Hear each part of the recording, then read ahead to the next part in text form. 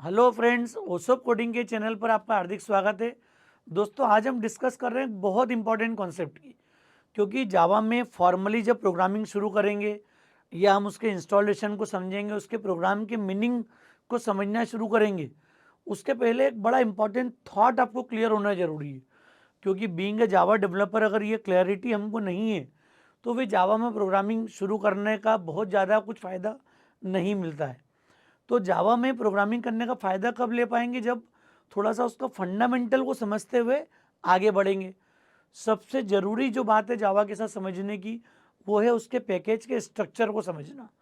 जावा package structure को आज हम यहाँ पर डिस्कस करेंगे इस लेक्चर में। ये क्यों बहुत ज़्यादा ज़रूरी है?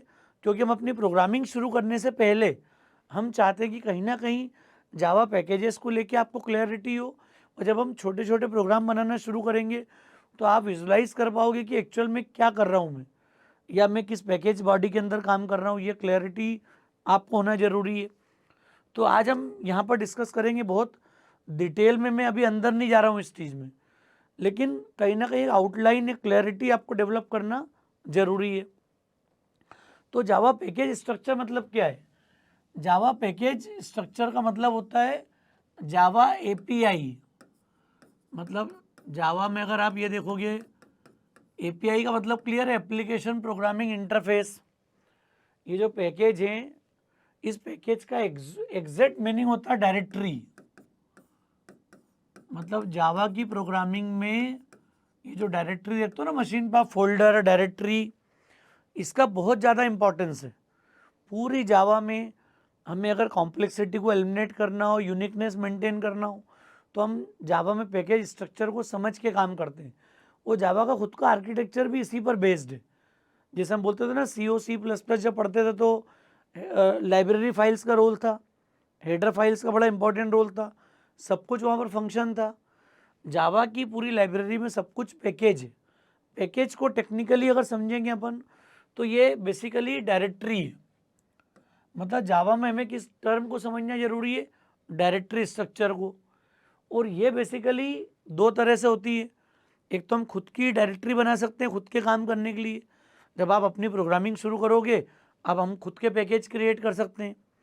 और स्टैंडर्ड जो जावा के पैकेज हैं, जो जावा की स्टैंडर्ड एपीआई है, API means application programming interface, ये दो टर्म हमारे लिए बड़ी इंपॉर्टेंट रोल प्ले करती है। तो इसका मीनिंग क्या है, थोड़ा समझें अपन कि जावा पैकेज में होता क्या है। जावा पैकेज में आपको मिलती है class, constant, interface, exception and other sub packages.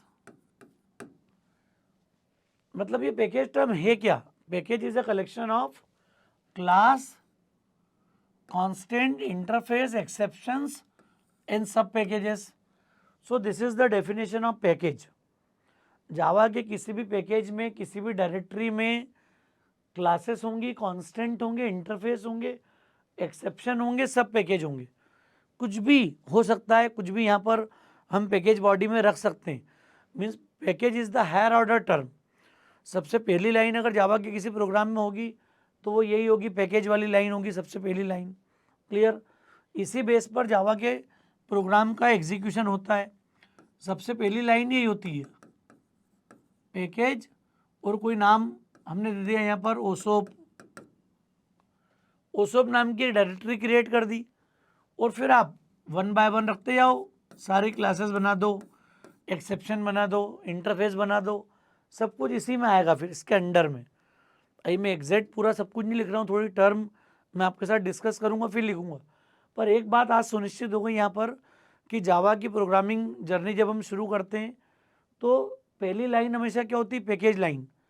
अगर मैं पैकेज बनाना चाहता हूँ तो, अदरवाइज डिफ़ॉल्ट पैकेज का भी मॉडल है, कॉन्सेप्ट है यहाँ पर, वो अभी हम समझेंगे यहाँ पर। तो डेफिनेशन क्लियर हो गई, क्लास होगी, कांस्टेंट होंगे, इंटरफेस होंगे, एक्सेप्शन होंगे, सब पैकेज होंगे। सो ये पैकेज की बेसिक डेफिनेशन है। ये टर्म स्टैंडर्ड भी हो सकती है और प्रोग्रामर लेवल पे भी इसको आप डिफाइन कर सकते हो सेम टर्म को। तो जावा अपनी पूरी लाइब्रेरी को, पूरी स्टैंडर्ड एपीआई को किस हायरार्की में डिवाइड करती है, किन पैकेजेस में डिवाइड करती है, समझना है। जैसे आपने पढ़ा ना कि हम किसी भी लैंग्वेज को समझते देखते हैं उसकी लाइब्रेरी कौन कौन सी है। हम जाते थे stdio, आयो स्ट्रीम, अगर हम C++ का बैकग्राउंड होंगे तो नहीं भी जानते हैं कोई दिक्कत नहीं है। जावा में हम देखेंगे कि जो जावा की खुद की लाइब्रेरी फाइल है, जो स्टैंडर्ड उसकी एपीआई है, वो डायरेक्टरी वाइज उनका ब्रेकअप किया हुआ है पूरा। डायरेक्टरी वाइज ब्रेकअप का मतलब क्या हो गया, सबसे पहली उसमें डायरेक्टरी होती है लैंग। अच्छा, पैकेज का नेमिंग कन्वेंशन ध्यान रखना, सब कुछ स्मॉल लेटर में होगा। पैकेज का जो नेमिंग कन्वेंशन है हमेशा क्या होगा, all small case alphabets package में। तो यहाँ LENG जो है दिस इज लैंग पैकेज। तो लैंग पैकेज का मतलब क्या हो गया, this is one of the default package. ये जावा का डिफॉल्ट पैकेज है, इसको बोलते हैं कोर लैंग्वेज स्पेसिफिकेशन पैकेज। ये बाय डिफ़ॉल्ट अवेलेबल है, बाय डिफ़ॉल्ट इम्पोर्टेड है, क्योंकि जावा में पैकेज को इंपोर्ट करना पड़ते हैं। जैसे इंक्लूड करते थे ना हैश इंक्लूड, वैसे जावा कीवर्ड यूज़ करती है इंपोर्ट। तो इंपोर्ट के साथ में जावा डॉट मतलब मेन डायरेक्टरी कौन सी हो गई, मेन डायरेक्टरी हो गई जावा। और इस डायरेक्टरी के बाद एक फोल्डर कौन आ गया, लैंग। फिर एक फोल्डर आ गया आयो, एक डायरेक्टरी हो गई यूटिल, एक हो गई AWT, ऐसे ही SQL लिख सकते हैं अपन, कई सारे पैकेजेस अलग अलग। नेटवर्किंग के लिए भी है नेट। तो ऐसे कई कई सारे पैकेजेस अवेलेबल है। जावा का पूरा डेवलपमेंट जो थॉट है वो डायरेक्टरीज के अंदर डिवाइड किया हुआ है पूरा। मतलब जावा अगर मेन डायरेक्टरी होगी तो इसके बाद आपको मिलेगी लैंग, आयो, यूटिल, AWT, SQL, ऐसी कई सारी डायरेक्टरीज आपको अवेलेबल होगी। इनमें ये जो पहला वाला जो नाम लिखा ना मैंने लैंग पैकेज, ये हमारा डिफ़ॉल्ट पैकेज है। डिफ़ॉल्ट पैकेज से मतलब क्या हो गया, हमें जैसे इंक्लूड करके कोई लिखते थे ना यहाँ पर, तो जावा के किसी प्रोग्राम में आपको इंक्लूड नहीं करना पड़ेगा। लास्ट लेक्चर भी जो हमने लिया था प्रोग्राम एग्जीक्यूशन प्रोसेस, तो उसमें सिंपल जावा प्रोग्राम में कुछ भी ऊपर इंक्लूड नहीं किया है। तो ये क्यों ने, क्योंकि तो लैंग पैकेज में जो एपीआई होगी, जो स्टैंडर्ड क्लास होंगी, एक्सेप्शन होंगे, वो सब बाय डिफ़ॉल्ट अवेलेबल हैं। कौन कौन सी क्लास हैं, तो ये जो सिस्टम क्लास आप लिखते हो कि नहीं, system dot out dot println के लिए सिस्टम क्लास भी लैंग पैकेज का ही पार्ट है। इसके अलावा जावा की फेमस स्ट्रिंग क्लास यहाँ अवेलेबल है, कि जो मैथमेटिकल सारे फंक्शन को डिफाइन करती है। एक्सेप्शन क्लास यहाँ मिलेगी आपको सेम, थ्रेड क्लास आपको यहाँ मिल जाएगी। मतलब बेसिक लैंग्वेज के सारे फीचर्स आपको लैंग पैकेज में अवेलेबल है। और इनमें से किसी की भी प्रोग्रामिंग जब करेंगे हम, तो आपको कुछ भी इंपोर्ट, कुछ भी इंक्लूड नहीं करना है। अगर ये चीज़ इंपोर्ट करना पड़ती तो जावा में इसका सिंटेक्स क्या होता है, इस लाइन के बाद नेक्स्ट सिंटेक्स होता है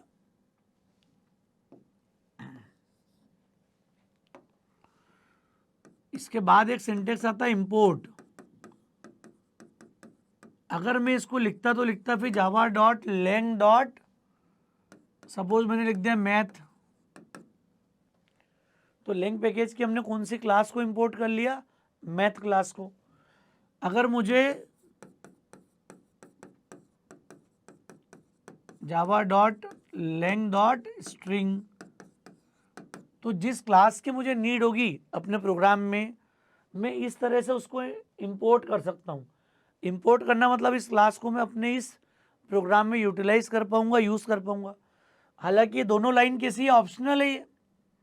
अरे जो दोनों लाइन हमने लिखी है ये बेसिकली कैसी है, this is optional.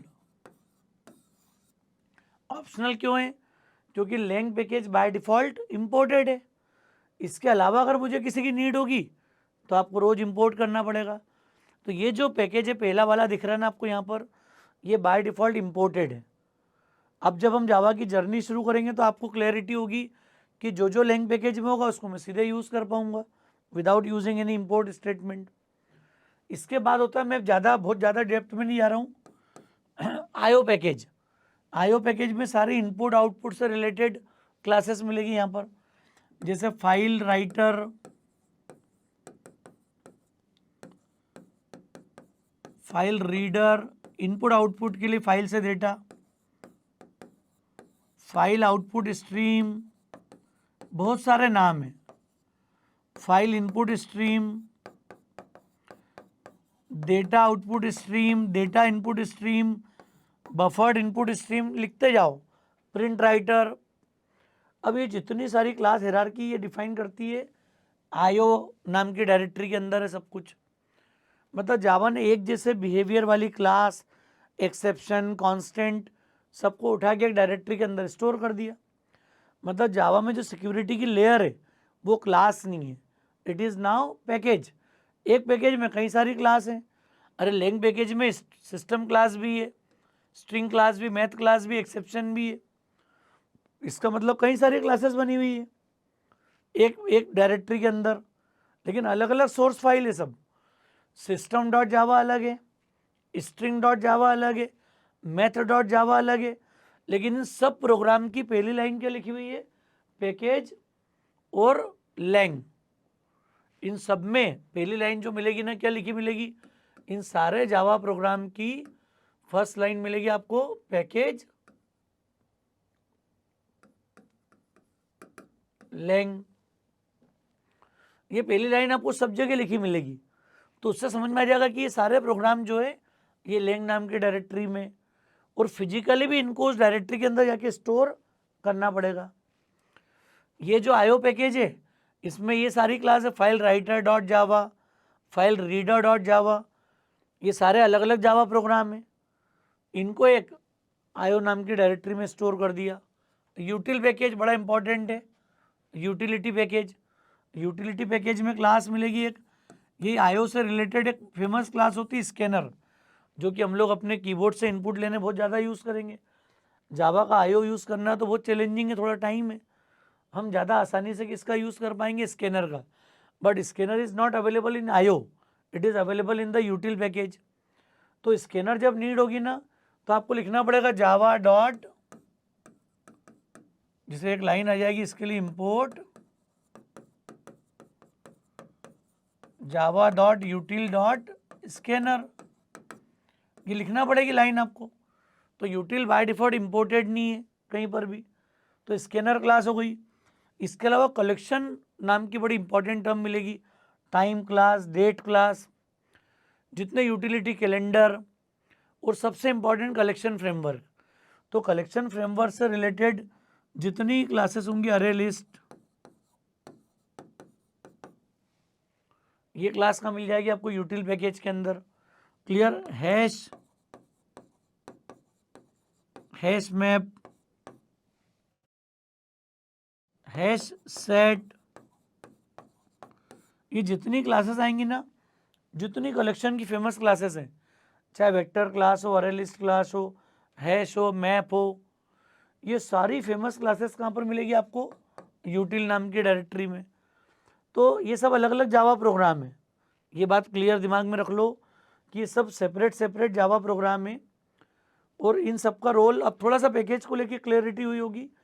AWT is abstract windowing tool kit, ये जावा में GUI प्रोग्रामिंग के लिए यूज़ होती है। इसमें होती है बटन क्लास, इवेंट के लिए लिसनर्स होते हैं, हर इवेंट के करस्पॉन्डिंग एक लिसनर क्लास होगी। तो बड़ा टिपिकल, आजकल चूँकि मार्केट से लगभग ये कोई कंपनी एग्जैक्ट कोई GUI बेस्ड एप्लीकेशन पे काम नहीं करती है, पूरा मार्केट डेस्कटॉप का बिल्कुल नहीं है, अब बचा सीधा वेब डिस्ट्रीब्यूटेड का मार्केट है, पूरा मोबाइल का मार्केट है पूरा। तो आपको नहीं के बराबर इसका यूज़ होना है। SQL के अंदर सारी क्लास मिल जाएगी जो डेटाबेस से कनेक्टिविटी प्रोवाइड करेगी आपको, जैसे ड्राइवर मैनेजर क्लास है, कनेक्शन के लिए इंटरफेस है। क्लियर, आपको कहीं भी स्टेटमेंट, प्रिपेयर्ड स्टेटमेंट पे काम करना हो, तो ये बड़ा इंपॉर्टेंट पार्ट है। मैं बहुत ज़्यादा अभी इसकी गहराई में नहीं जा रहा हूँ, सिर्फ आपकी एक भूमिका बनानी है कि जावा में पैकेज का रोल क्या है, कॉन्सेप्ट क्या है। तो अब थोड़ा सा आपको आइडिया लग गया होगा यहाँ पर कि ये जो टर्म है वो है क्या, इनॉल। क्योंकि अब जब हम जावा की प्रोग्रामिंग शुरू करेंगे तो बाय डिफ़ॉल्ट हम किस में काम करेंगे, लैंग पैकेज में डेली। और लैंग पैकेज में जो भी मैं लिखूंगा वो किसी भी स्टैंडर्ड क्लास को यूज़ कर पाऊंगा। अगर कुछ नीड भी होगी तो भी मैं अभी रूटीन काम सारा कहाँ पर करने जा रहा हूँ, लैंग में। इनमें से मुझे किसी पैकेज की एपीआई को, किसी क्लास को, एक्सेप्शन को, कांस्टेंट को अगर यूज़ करना होगा तो फिर आपको पहले इंपोर्ट करना पड़ेगा। हाँ, सबको अगर इंपोर्ट करना है पूरे पैकेज को एक साथ तो डॉट स्टार लगा दो। ये जो मैंने Java dot lang dot math dot string लिखी है, आप क्या लिख सकते हो यहाँ पर, import Java dot util dot star. तो यूटिलिटी पैकेज पूरा आ गया, पूरा एक साथ आ गया स्टार में। और एक एक क्लास का नाम दोगे आप, एक बार में मैं सिंगल क्लास को इंपोर्ट कर पाऊंगा। समझ में आ रहा है केस आपको यहाँ पर? ये बेसिक मॉडल है हमारा, बिल्कुल सिंपल अप्रोच है।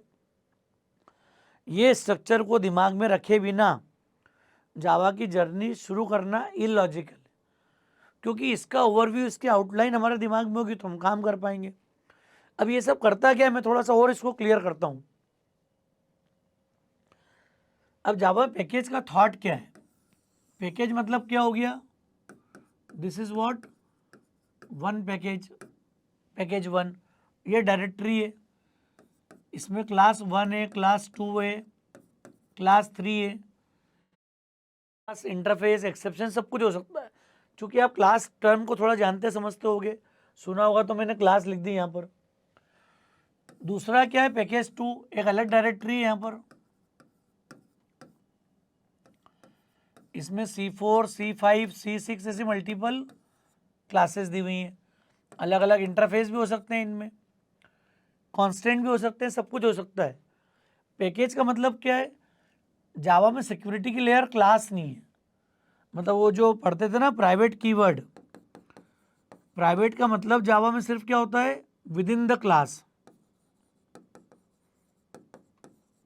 With in class only. कुछ भी प्राइवेट कीवर्ड यूज करोगे ना आप तो सिर्फ क्लास बॉडी के अंदर डिफाइन करेगा, इस C1 के अंदर, C2 के अंदर, C3 के अंदर। वो C1 से C2 में भी नहीं आ पाएगा कुछ भी।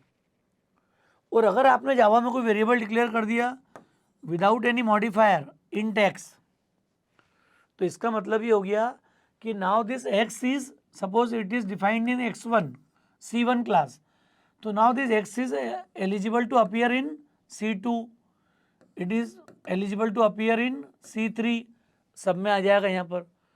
मतलब जावा में सिक्योरिटी की लेयर अब क्लास नहीं है। अगर मैं कोई मॉडिफायर डिक्लेयर नहीं करता हूँ क्लास में, किसी मेंबर को लिखूंगा जावा में जाके, तो पैकेज का इंपॉर्टेंस समझाना चाह रहा हूँ मैं यहाँ पर कि इसकी सिक्योरिटी की लेयर पैकेज लेवल है। अब पैकेज मतलब now multiple classes can utilise this common X, इस एक्स को हम अलग अलग जगह यूज़ कर सकते हैं चाहें तो। मतलब ये एक्सेसिबल हो गया, ये पैकेज के बाहर एक्सेसिबल नहीं है। ये एक्स यहाँ नहीं जा पाएगा क्योंकि हो गई, डायरेक्टरी के बाहर पार हो गए।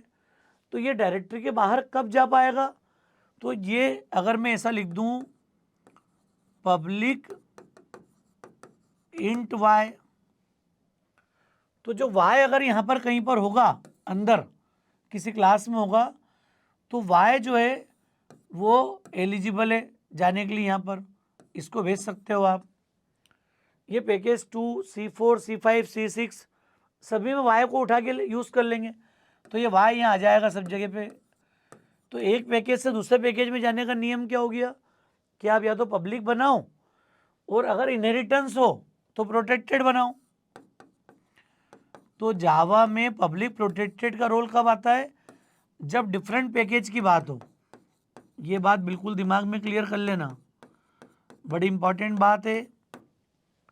जब पैकेज अलग अलग होंगे तो पब्लिक प्रोटेक्टेड का रोल है। मतलब हम लोग अभी आगे जब इनहेरिटेंस भी पढ़ेंगे ना तो भी इन दोनों का रोल नहीं आएगा, ना पब्लिक का ना प्रोटेक्टेड का। क्योंकि मैं C1 को अगर C2 में इनहेरिट तो कोई चिंता ही नहीं है, क्योंकि एक पैकेज में ही है सब कुछ। तो विदाउट मॉडिफायर का मतलब समझ में आ रहा है क्या होता है। प्राइवेट के अलावा जावा में सेकेंड कॉन्सेप्ट होता है नो मॉडिफायर। नो मॉडिफायर मतलब जैसा एक्स को लिखा कि नहीं हमने, इसी को कहीं कहीं सुनने में आता है डिफॉल्ट, इसका मतलब समझ में आ गया, पैकेज लेवल। इसका लेवल क्या हो गया, पैकेज लेवल। और पब्लिक प्रोटेक्टेड होंगे तो outside package, outside package without inheritance public, outside package with inheritance protected. तो डायरेक्टरी के बाहर जाके अगर मैं कुछ इंटरेक्शन करूंगा तो फिर आपको ये ध्यान रखना पब्लिक और प्रोटेक्टेड के बारे में। तो अभी बस इतना सा ओवरव्यू आपके दिमाग में आ जाए, ये लैंग पैकेज है तो इसमें स्ट्रिंग क्लास भी, मैथ क्लास भी है, थ्रेड क्लास भी, सब है अंदर। इनको एक दूसरे में कहीं अगर यूज़ करना होगा तो मैं आसानी से कर पाऊंगा। क्लियर। मैं आईओ पैकेज में जाके इनका यूज़ नहीं कर पाऊंगा सीधे, आईओ पैकेज को मैं यहाँ यूज़ नहीं कर पाऊंगा सीधे। इंपोर्ट करो, कनेक्ट करोगे तब यूज़ कर पाओगे आप। तो ये बेसिक थॉट है। ऐसे ही पैकेजेस, ऐसे ही बंडल्स जावा ने अलग अलग डायरेक्टरी बना रखी है। किसी को हम AWT बोल रहे हैं, किसी को लैंग बोल रहे हैं, किसी को आईओ बोल रहा हूँ, किसी को SQL बोल रहे हो आप। ये डायरेक्टरी बताती है कि हम इस फोल्डर में बनी हुई सारी बनी बनाई क्लासेस को, कंपोनेंट्स को, एक्सेप्शंस को सीधे यूटिलाइज कर पाते हैं। तो दोस्तों मुझे उम्मीद है थोड़ा सा क्लैरिटी आपको आई होगी कि जब हम जावा की जर्नी शुरू करेंगे अब, तो इस नॉलेज के बिना हमें आगे बढ़ना नहीं चाहिए। जावा में कुछ समझना है तो सबसे ज़्यादा ब्रेन स्टॉर्मिंग हमको शुरुआत में किससे करना है, पैकेज को लेके। और मुझे उम्मीद है कि अब आपको ये पैकेज का बेसिक स्ट्रक्चर समझ में आ गया होगा। इंटर पैकेज कम्युनिकेशन हम डायरेक्ट पॉसिबल नहीं है, वहाँ फिर हम जब बात करेंगे तो प्रोटेक्टेड और पब्लिक की बात करेंगे। और यहाँ पर सीधे सीधे बाय डिफ़ॉल्ट अभी हम किस में काम करेंगे, लैंग पैकेज में। तो हमारी इवन जो जावा फॉर बिगनर वाली जो सीरीज़ है, इसमें तो हम मेजॉरिटी ऑफ काम वो लैंग पैकेज से ही कर चुके होंगे। सिर्फ एक कीबोर्ड से इनपुट के लिए हम कोशिश करेंगे कि स्कैनर को यूज़ करें डेली, ताकि आप वो C++ वाला फील ले पाओ। क्योंकि जावा में ये वाला फील इतनी आसानी से नहीं आता है, क्योंकि आईओ से आएगा और आईओ के साथ काम करना पड़ेगा आपको यहाँ पर। तो मुझे उम्मीद है दोस्तों थोड़ा सा कॉन्सेप्ट क्लियर हुआ होगा आपको। लेक्चर ठीक लगा हो तो फ्रेंड्स को ज़रूर शेयर कीजिएगा। ओसोप कोडिंग को अगर आपने सब्सक्राइब नहीं किया है तो मेरा रिक्वेस्ट है चैनल को सब्सक्राइब जरूर करें। Thanks a lot.